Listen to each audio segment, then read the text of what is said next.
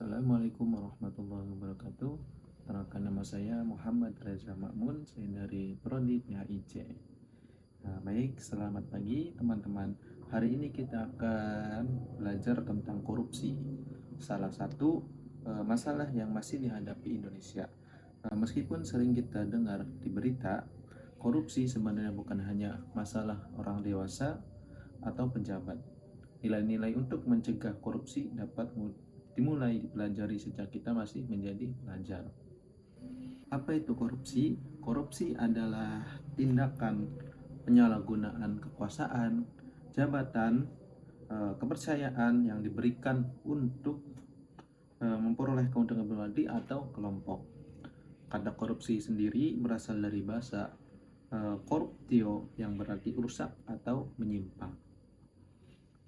Secara sederhana, korupsi terjadi ketika seseorang menggunakan sesuatu yang bukan haknya demi kepentingan pribadi. Contohnya korupsi: mengambil uang negara untuk kepentingan pribadi, menerima suap agar memenangkan suatu proyek, memanipulasi anggaran agar memperoleh keuntungan lebih besar, menggelapkan dana yang seharusnya digunakan untuk kepentingan masyarakat. Mengapa korupsi terjadi? Ada beberapa faktor yang dapat menyebabkan korupsi, antara lain yang pertama, keserakahan. Seorang merasa tidak puas dengan apa yang dimilikinya dan ingin mendapatkan lebih banyak uang atau keuntungan. Yang kedua, kurangnya kejujuran dan integritas. Orang yang tidak memiliki sikap jujur lebih mudah melakukan tindakan korupsi. Yang ketiga, penyalahgunaan kekuasaan. Jabatan atau wewenang yang dimiliki digunakan untuk kepentingan pribadi. Yang keempat, lemahnya pengawasan.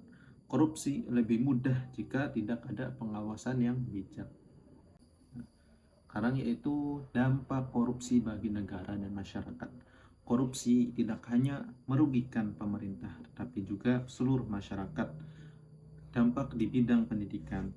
Dana yang seharusnya digunakan untuk memperbaiki sekolah, membeli buku, atau menyediakan fasilitas belajar menjadi berkurang.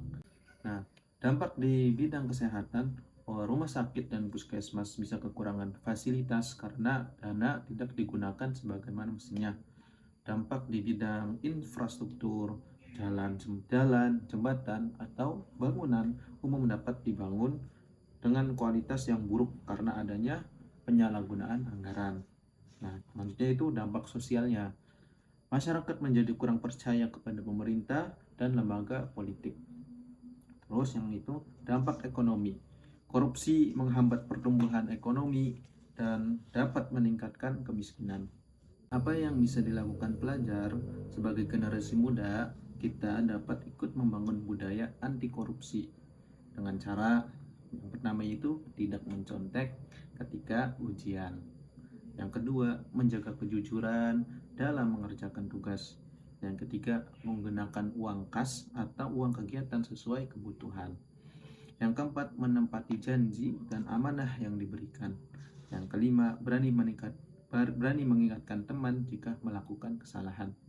Yang keenam, menjadi teladan dalam sikap jujur dan bertanggung jawab. Nah, teman-teman, korupsi bukan hanya masalah hukum, tetapi juga masalah moral dan kejujuran. Indonesia membutuhkan generasi muda yang berintegritas, jujur, dan bertanggung jawab. Pencegahan korupsi dapat dimulai dari hal-hal kecil dalam kehidupan sehari-hari. Jika kita terbiasa jujur sejak sekarang, maka kita turut membantu menciptakan Indonesia yang lebih baik di masa depan. Ingatlah, korupsi dimulai dari ketidakjujuran kecil dan pemberantasannya dimulai dari kejujuran kecil.